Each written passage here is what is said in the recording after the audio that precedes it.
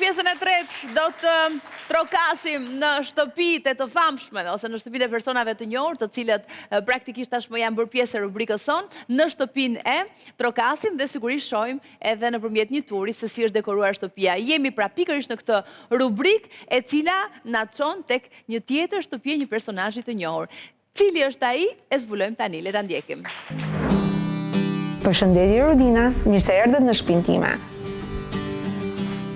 Doja të prezantoja me shtëpinë, se si e kam arrenduar dhe ngjyra pse kam vendosur pikërisht të ngjyra në shtëpi.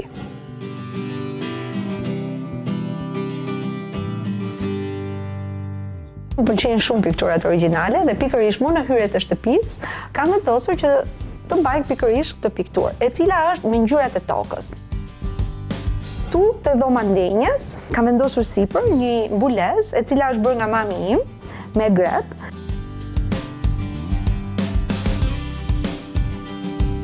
Në momentin që hapet dera e shtëpisë, gjëja e parë që bie në sy në shtëpinë time është pikërisht ky syri këtu.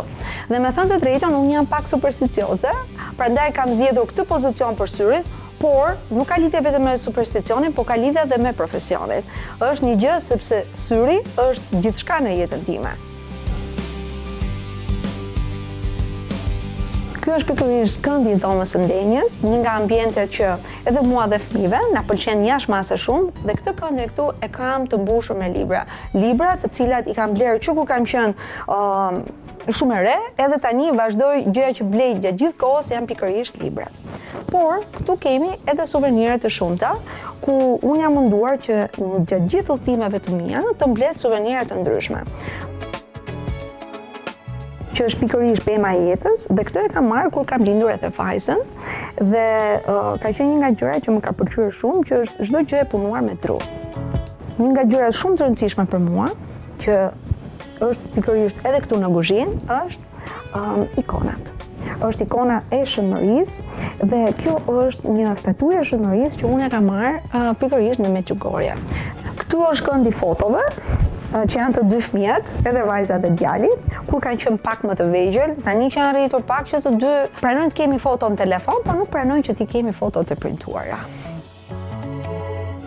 Kurse këtu është diçka që unë e kam shumë për zemër, janë disa statuja afrikane që unë i kam marrë në kohën kur kam qenë studente në Kanada dhe kanë me mua gjithë këto vite.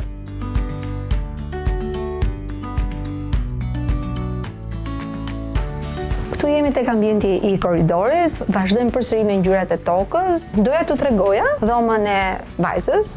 Krista tashmë është një adoleshente, është tashmë 12 vjeç. Një gjë tjetër që Krista përdor shumë në dhomën e saj janë pikërisht Legot. Ka bërë një ndërtim këtu dhe shumë të tjera që i ka te kutitë e saj.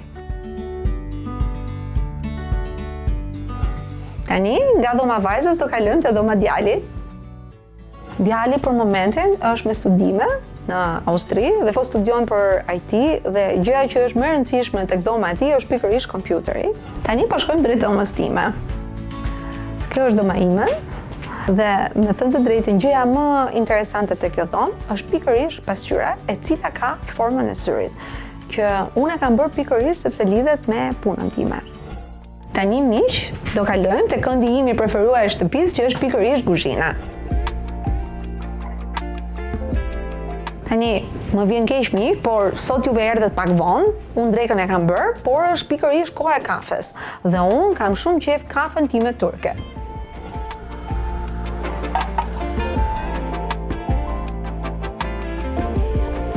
Ta shijojmë të kafe së bashku.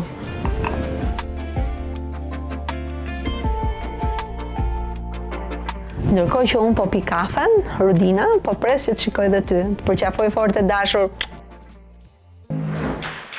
Dhe pas këtij turi të bukur, ne do dajmë këtu edhe për sot të dashur miq, ju falenderoj të gjithëve për vëmendjen. Do të shihemi sërish nesër. Kalofshi mirë.